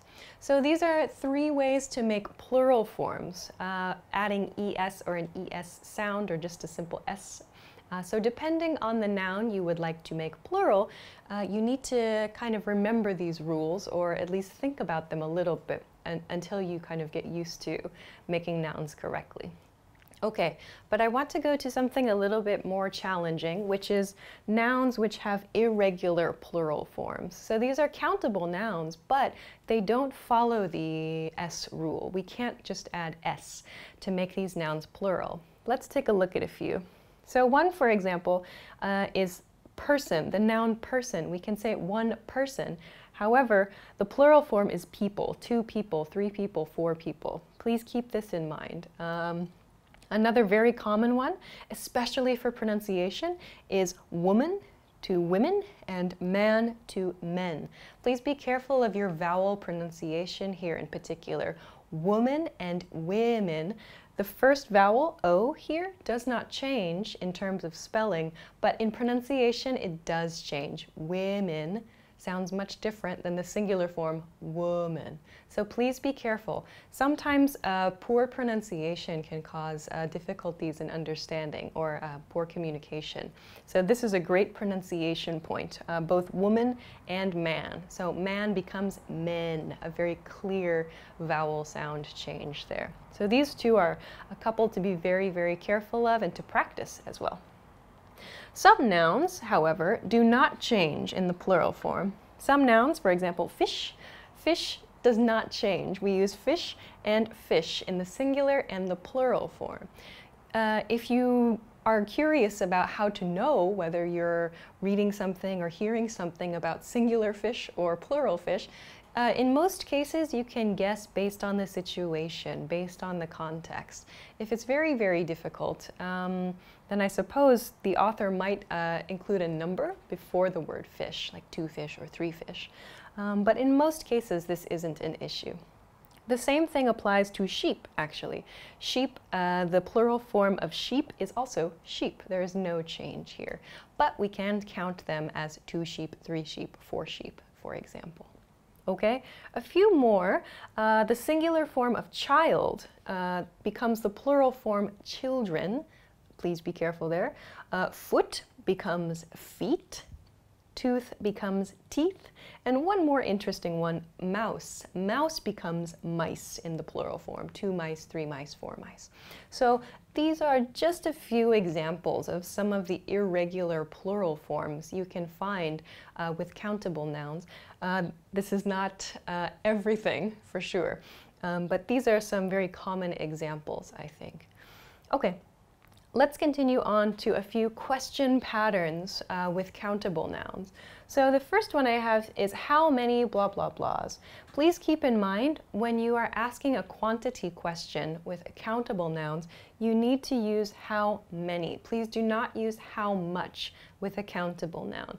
We use how much with uncountable nouns. So how many plus an S sound. Don't forget this S sound. Many people forget. How many pens, how many dogs, how many children. In that case, there's no S sound, but if you are using a noun with an S sound, please make sure that S sound is very clear. But in any case, you need to use the plural form after how many. Okay, a couple of other examples. Maybe you've seen our other YouTube videos about any and some. So here I have an example. Do you verb any plural form? So here, again, there's that S sound. If your noun ends in an S, make it very, very clear when you pronounce it. So do you have any pets, for example? Or do you need any strawberries, for example? So here I've got verb, and I've got any plus S, so this is maybe making an offer or asking for information. You need some kind of information if you're asking this question. It wouldn't be an offer, but asking for information. This is the kind of question you might be able to use with countable nouns. Finally, to make a request, as we talked about in the some video, any and some video, can I have some plus the plural form? So can I have some cookies, for example, or can I have some cupcakes, for example? So again, please make sure your S sound is very clear at the end of this sentence. All right. The last thing I want to talk about for this lesson is quantifiers. So quantifiers we use with the plural form. Please do not use quantifiers with the singular form. We use quantifiers to talk about amounts, how much or how many of something. For countable nouns, we're going to talk about how many of something we have or don't have, for example. So we can use no with a quantifier. So I have no pets, for example. We can say that. Or I don't have any pets. Here I have don't plus verb plus any. So I don't have any pets. Or I don't need any cupcakes. I'm thinking about cupcakes today. So I don't need any blah, blah, blah. So we can replace the verb here with the verb of your choice. There's almost no. Almost no. I've kind of put this up a little further on this spectrum from 0 to 100. So it's very close to 0. So I have almost no pancakes left in my kitchen, for example. So not very many, in other words. Just above that, maybe, would be hardly any, hardly any. So there are hardly any children in school today, for example. Maybe around here on the spectrum. A couple of, the word couple is here. It has the nuance of two. So there are a couple of dogs in the park, for example. Just above a couple of might be a few. A few in my mind sounds like maybe 3 or 4, for example. Like there are a few birds in the tree outside the office. Several sounds to me like more than a few, a larger number than a couple of or a few. So to use several in a sentence, for example, there are several clocks in the office. The next one, I've got some here. I've put some tentatively at about 50. Some is very, very vague. Some can mean a small amount, or it can mean maybe a reasonable amount of something. But generally, it's somewhere around here on my 0 to 100 scale. So you can feel kind of about how much some is. Yeah. So for example, I ate some... What did I eat today? I ate some salads last week or something like that. So it's kind of a vague expression, but we can't really guess how many are here. But some can tell us just that maybe more than a few were consumed in my example sentence. So some, again, some is rather vague. Maybe it's not as clear as some of the other expressions, but you can kind of figure it out for yourself when you'd like to use it. All right, the next one, lots of and a lot of are about in the same point here on the spectrum. So lots of means lots of, there's a good number of something. So for example, I got lots of letters in the mail last Christmas. So it refers to a good number of something. Next up, maybe quite a few. So quite a few of something. So I got quite a few emails last week, we could say. Towards the end here, we have tons of and a bunch of. These sound rather casual, tons of and a bunch of. Again, very, very large quantity. So I ate tons of sweets last weekend, or I bought a bunch of CDs last weekend, for example. So a very, very large quantity. And finally, we can use the word all with countable nouns. Like, for example, maybe all the children went to school today, or all the women in the room left suddenly. So we can use all with countable nouns. Just again, please make sure to use the plural form with these. So all of these are some examples of quantifiers we can use with countable nouns. You'll see too, I have green stars on some of these. Just a note. The ones with green stars, we can use these with countable and uncountable nouns. So I know sometimes it's difficult to guess, is it a countable noun? Is it an uncountable noun? What quantifier should I use? I don't know. These are a few that you can use with both countable and uncountable nouns. So if you're stuck, if you can't remember, you can try using one of these, like lots of and a lot of, some. These are very, very useful ones, I think. So try to keep these in mind, a couple of these in mind. So if you have trouble remembering which ones are for countable nouns and which ones are for uncountable nouns, you can remember this. Okay, so that's just a quick introduction to countable nouns. I hope that this was useful for you. If you have any questions or comments or want to try to make a sentence, please feel free to do so in the comment section below this video. Hi everybody, my name is Alicia. Today I'm going to be talking about the verb to be. So in this lesson, I'm going to talk about the use of the word to be, and I'm going to introduce a few example sentences as well as give some explanations about some questions that you guys have had about the different uses of the verb to be, specifically different conjugations of the verb to be. So let's get started. Okay. So the first point I want to mention about the verb to be is that be expresses a state or a condition. This is some point about the way a person is, or a characteristic, a feature of a person, an object, a situation. So we use be to talk about existence. Existence. Existence is like the base level of the verb, the base meaning of the verb. So maybe you've heard the very famous Shakespeare expression, the expression from the Shakespeare play Hamlet, to be or not to be. This is a very famous expression which uses the verb to be. But here, this famous speech comes from the character's kind of internal monologue, or the character's thoughts about whether to be alive, to exist, or not to be, to not exist, to be dead.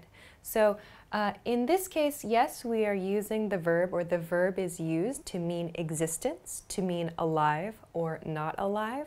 However, in modern English today, we use the verb to be in many, many cases, not referring to being alive or not alive, but we use it as a linking verb. So to be, and the negative form, is used to connect the subject to its other information. This is the purpose of a linking verb. We have a subject and some other information about the subject. We use the verb to be to link those two things together. So I've prepared a lot of examples and some conjugation review points that I hope can help show some of these, the ways we can use the verb to be as in modern American English. Let's take a look first at the present tense. So please remember that depending on the subject of the sentence, the conjugation of the verb to be is going to change. So if the subject of the present sentence is I, we'll use am. If the subject is he, she, or it, we'll use is. If the subject is you, we, or they, we use are. So please keep these in mind. Of course, the negative form, we add not after this. So I am not, he is not, you are not, for example. Let's look at a few simple examples here. The subject he, for he, I apply is, the conjugation is. He is my brother. So here is my subject, he. Extra information, my brother, and is. This is my linking verb. It connects the information together. Another example, the neighbors are noisy. Please be careful. I've noticed that many people forget that they're actually using a plural when they talk about neighbors or parents, for example. This little s here, the neighbors, the people who live next to me, this is a plural subject. So we should apply the same rule we use for they. They are, in this case. The neighbors are noisy. Here is another example, the computers, not people here, but multiple objects. The computers, that S sound, it marks the plural form. So we have to use the same conjugation rule. The computers, they are, essentially, they are all broken here. One more, you are not my friend. So here we have the subject you and the negative, not my friend. You are not my friend. So in each of these, we are connecting the subject with some other information using a conjugated form of the verb be. Okay. I also want to mention the infinitive form, this to plus be. So I talked about to be a little bit here. To be meaning existence. We can use to be in modern English as well, so meaning there's no change to the verb. But we use it in a few situations referring to existence, referring to a situation. So let's take a look at a few examples. So here I have, I want her to be my boss. I want her to be my boss, meaning she is not my boss now, but in the future I want her to be. I want her to be in the state of being my boss. I want her to become my boss. However, we don't say become. I want her to be my boss. So this is maybe a desire I want for a future situation where a person, her in this case, is desired to be, to exist in a condition as this person's boss. Okay, let's try another example. This is a very, very common example. Please tell him to be on time. To be is used here before the expression on time. So on time means the correct time. So for example, if the meeting begins at 1 o'clock, he needs to be in the meeting room at 1 o'clock. So to be, in this case, means be in a condition, be in the state of on time, at the correct time. So this is a very common one. Tell him to be on time. Please be on time, meaning you, in your condition, your status in the day should be on time. So this is a great one to remember. Here's one more example, again about time. It's very commonly used for time, for schedules. Didn't they tell you to be here at 8 o'clock? So again, to be meaning exist here, to bring yourself here. You need to exist here at 8 o'clock. Didn't they tell you that? So again, to be refers to your body, your person here, existing. So I need to be here to make these videos, or I need to be in the studio to do a live stream every week. I need to be somewhere. So we use be to talk about our body's position or our body's location, where we exist. We can use to be with that. Okay, so I've already started talking about a few different prepositions, actually. I mentioned I need to be at the studio, or I need to be in the office, for example. There are a few common prepositions that we can use with the verb to be. So because to be refers to our existence, refers to our location, for example, we can use it with a few prepositions like in or at. So I can say I need to be in the office, I need to be at the office. Both are okay to use with the verb to be because they talk about, or they help us express our existence, our condition, where we are located. We can also use with to talk about people, like I want to be with my family this weekend, or I want to be with my husband or my wife later, or I want to be with my friends every day, for example. So we can use with along with the verb to be. So these are a couple of common prepositions you'll see with the verb to be and its various forms. Okay, so let's continue on to a couple different grammar points. Let's talk now about the past tense. We can use to be in past tense. Just remember, again, the verb does conjugate here. It's I was, if the subject of the sentence is I. He, she, and it was. He was, she was, it was. And with you, we, and they, we use were. You were, they were, we were. Here, I've used it as in I was late to work, past tense. The neighbors were noisy. So again, as I talked about with the present tense example, neighbors is plural, so the rule for they applies here. They were noisy. Same thing here. I used the same sentence, just in past tense. The computers were all broken. One more, she wasn't very friendly, so a negative form. And please remember that you can use the contracted form. Instead of was not, we can use wasn't. It sounds a lot more natural. She wasn't very friendly. So please keep in mind the past tense forms as well, the past tense form and the negative forms too. All right, let's continue on to a couple different points. I want to talk about the continuous or the progressive form. A couple patterns. Some of you have sent in questions about the use of the word being in sentences like these. Like, what's the difference between including being and no being in an example sentence? So let's take a look at a couple examples. We use being in this progressive form to express a temporary state. So if you've watched any videos about the continuous form or the progressive form, you know we use it sometimes to talk about a temporary state, something that's not always true, but for now it is true. The same rule applies to being. So if we can imagine the blue line here is a present tense statement. Present tense, remember, is something that's always true. It's a general fact. The red line here is a temporary situation. So here I have past, present, now, and the future. So let's look at these two example sentences. My brother is annoying. My brother's not really annoying. My brother is annoying. is a present tense sentence. So this is a general fact, for an example. A general fact, always true. My brother is annoying. I have an adjective here. My brother is annoying. However, in this sentence, my brother is being annoying right now. My brother is being annoying means in this point in time only, for this short period of time only, right now, my brother is being. He's in the condition. His status, his existence is annoying right now. If I said my brother is annoying right now, it's okay. But being annoying, it sounds a bit more natural to a native speaker. My brother is being annoying right now. Let's look at one more example.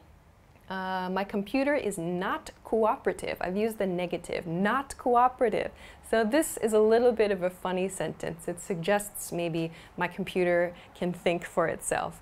So cooperative, meaning my computer is not working very well, in other words. But here I've used the adjective, my computer is not cooperative.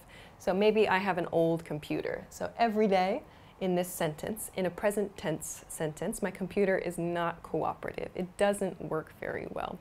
However, if I want to use being here, I can say my computer wasn't, in past tense maybe, my computer wasn't being cooperative today. So in this sentence, we see today only. My computer was not being. My computer was not functioning. My computer was not existing in a cooperative state. Its condition was not cooperative for me in that day. So here I've used being. My computer wasn't cooperative today is okay as well, but we can use being. It kind of emphasizes the existence. It emphasizes that temporary condition here. So this sounds really nice. My computer wasn't being cooperative today. Try to use this if you like. So again, we use this for a temporary situation. Keep that in mind. Being blah, blah, blah. Being before your adjective in this case. So that's one point I wanted to mention. Let's move on to a couple more maybe difficult or advanced points I wanted to share, and I want to introduce a few examples here too. First, present perfect tense. We've talked about the present perfect tense in some other videos before, but let's review. When your subject is I, we use have been. When the subject is he, she, or it has been, he has been, she has been, it has been. When we use you, we, and they, it's have been. You have been, they have been, we have been. So we can use this as we've looked at in the past. I have been studying. Here's our present perfect form. The past participle form, been. I have been, she has been working, they have been living. And then some questions. Have we been sleeping? Or where have you been living, for example? Here you'll see we use been, the past participle form of the verb, here in present perfect tense. So maybe many of you are familiar. Maybe this kind of pattern is okay for you. But let's kind of look at a few examples that are a bit more difficult or a bit more advanced, like the past perfect tense. So here, in past perfect tense, we need to change from have, as we've done with present perfect, to had, the past tense. So here, all of these are going to be the same verb. I had been, he had been, you had been. We keep the verb be with been here. But we can actually change all of these sentences I just talked about in present perfect, to the past perfect tense just by changing the verb have here. So for example, I had been studying, she had been working, they had been living, for example. We can make past perfect sentences just by changing the verb here. So please keep this in mind. The verb to be does not change in this case, but we can make some more complex sentences, in this case, a past perfect sentence, quite easily, actually, with no change to the be verb. All right, there's one more situation or one more kind of sentence I want to mention today, and that's sentences that use if clauses. So if something, then something else. These if-then type statements. So here's one example. If more people had come, it would have been a better party. It would have been. So here we see there's an if statement that introduces a point. So here's my if clause. If more people had come, it would have been a better party. So here, I'm talking about a past situation. So at the party, maybe not a lot of people came to the party, but if more people had come in the past, it would have been a better party. So I want to introduce this because a lot of people have no problem with the if clause, like if more people had come or if more people had been at the party. However, many people forget to conjugate the verb in the main clause. It would have been. So please don't forget this part. It would have been. Don't forget your would either here. Let's look at one more. If you had been here earlier, so here we see the verb to be is in our if clause. If you had been here earlier, you would have heard my good news in this case. So here, the to be verb is in the if clause, in that if clause at the beginning of the sentence. If you had been here, if your body had existed in this place earlier, you would have heard my good news. So here we can see it in the if clause of the sentence. This is a very useful one. If you had been here earlier, you can use this in a surprising number of situations, I think. Let's look at one more. If we hadn't been at the beach today, so here, I have a negative in the if clause. So hadn't been, if we hadn't been at the beach today, we wouldn't have seen whales, for example. So here I've made a kind of complex sentence with a negative. If we hadn't been at the beach, if our bodies had not been at the beach, if we had not existed at the beach today, we would not have seen whales. It would not have been possible to see whales. So you can use this in the positive and the negative to make some very complex sentences just about existence, about where you or where an object is, where your body is. So I know that to be can be a difficult verb to use, but think about the various ways we've talked about in this lesson to use the verb to be and try to make some interesting sentences. So there are a lot of different ways to use this verb, but keep in mind it's so useful as a linking verb. So we're connecting a subject to some key information about the subject, and we're talking about our existence with this verb. So give it a try. If you have any questions or if you want to just try an example sentence, leave it in a comment and we can check it out. Hi everybody, my name is Alicia, and today I'm going to talk about the difference between if and when. Some of you have asked questions about this, and I've noticed that some people make some key and maybe dangerous mistakes between these two words. So let's talk about when to use them. Okay, let's talk about when first. We use when there's 100% certainty something is going to happen. So for example, with travel plans, when you arrive in the country, or when you get to my house, for example, or when you register for classes. So 100% certainty something is going to happen. I've made a timeline here, as I like to do. On a timeline here, the image you can think about is that when I've used a green line here. It's going to happen. It's definitely going to happen. We use when we know something is going to happen. There's 100% certainty here. This is a key point. It's going to happen.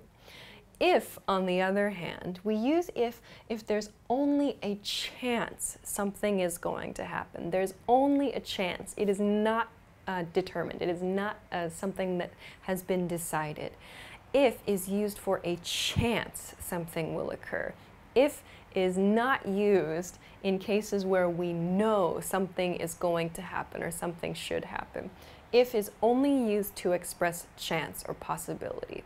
So on the same timeline here in red, I've made a dotted line to express if. There's a possibility in the future something might happen. There's a chance in the future something might happen. In these cases, we use if. So for example, if you lose your student ID card, if you get lost, for example. So please be careful. Don't use if in cases where there's 100% certainty something is going to happen. And on the other hand, don't use when in cases where there's only a chance something will happen. Making a mistake between these two words can destroy relationships, or it can really cause some serious confusion. So I made a few example sentences that I've actually seen, some that are similar to these. So let's take a look and see why making a mistake could be really, really dangerous or could really damage a relationship if you make a mistake with these two. Let's take a look. All right, so first sentence, blah, blah, blah, we break up. What are you going to do? So if you don't know, the word break up means to end a romantic relationship, to break up with someone. Here, let's think, if or when. If we look at this rule, if I say when, if I'm speaking to my partner, if I say, when we break up, what are you going to do? If I choose the word when, it sounds like in my mind, to me, I've decided, I know 100%, I'm certain we are going to break up. This sounds very, very sad probably to my partner if my partner doesn't know my feelings. So if I say, when we break up, what are you going to do? It sounds like I've decided to end the relationship. That's probably not what I want to say. In this case, let's use if. If we break up, there's a chance. If we break up, what are you going to do? So let's use if here. Of course, this is a very maybe serious sentence anyway, but using if shows there's only a chance of a breakup. When shows it's definite, you've decided already, so please be careful. Let's look at another very interesting sentence. Something, something, your wallet gets stolen, call me. Your wallet gets stolen. So here, if I use when here, when your wallet gets stolen, call me, means the speaker expects the listener's wallet will be stolen. That sounds very, very strange, a little mysterious, right? So if your wallet gets stolen, however, it sounds like there's a chance. Maybe the listener is going somewhere dangerous, for example. So in this case, if is a much better choice. When sounds like the speaker has some secret plan, maybe. When your wallet gets stolen sounds like maybe the speaker has maybe made plans or knows mysteriously somehow that the listener's wallet is going to get stolen. Let's use if in this sentence. Here's another one. Blah, blah, blah, you hear screaming. So screaming means loud, terrified voice. If you hear a loud, terrified, screaming voice, don't worry. So if you say when you hear screaming, don't worry. Or if you hear screaming, don't worry. So I suppose if it's around Halloween, for example, and you're at a haunted house, you could say when in this case. But if you're in a regular situation and someone wants to warn you of something, it sounds a bit strange to say when you hear screaming, don't worry. But maybe if is a better choice here. If you hear screaming, don't worry. Like maybe your friend, for example, is making a crazy video outside and they're going to shout a lot, for example. So there's a chance you may hear screaming. So this one is probably better for if you hear. Of course, in some cases, like I said, in like a haunted house situation, maybe you could use the word when you hear screaming, don't worry. But in most cases, if is probably a better choice here. Let's look at another one. Let's get a beer, blah, blah, blah. The plane lands. So this sentence, the nuance here is the speaker is on a plane, riding on a plane in the air right now. Because I have the verb lands. Lands means to touch the land, to stop flying. So here, let's get a beer if or when. If sounds like there's only a chance the plane is going to land. When sounds like there's a 100% chance the plane is going to land. So it's probably a better choice to use when here. We know the plane is going to land, unless it's an extreme case like a plane crash. Hopefully not. But let's get a beer when the plane lands is a better choice for this sentence. Okay, next one, blah, blah, blah. He gets fired for this. He's going to be in trouble. So if we use when here, by the way, fired means lose your job, lose your job. So when he gets fired for this, sounds like the speaker knows he, this person, is going to lose his job here. However, if we use if, sounds like there's only a chance, or the speaker does not know whether or not he is going to lose his job. So if is probably a better choice here. Of course, if the speaker somehow knows information, they could use the word when in this case, but it's probably better to use if to show there's only a chance that this person could get fired for this situation. Okay, let's look at one more. She said she would text me when or if she had time to get together. This is a situation where both if and when are possible. So we can use if and we can use when here. The nuance though, she will text me if she has time. So if she has time means there's only a chance she has time, in other words. If we use when, she, in this sentence, she expects she is going to have time in the future. She said she would text me when she had time, when she had time. So meaning she expects to have time and she's going to text the listener. If, however, the sentence is if, she said she would text me if she had time, means she, in the sentence, this person, she means there's only a chance she'll have time. So please be careful. Sometimes both if and when are correct, but the nuance is a little bit different. So please keep sentences like these in mind. Sometimes, especially in a sentence like the first example we looked at, we can potentially really damage relationships if we make a mistake between if and when. So please consider this. Thanks very much for watching, and we'll see you again soon.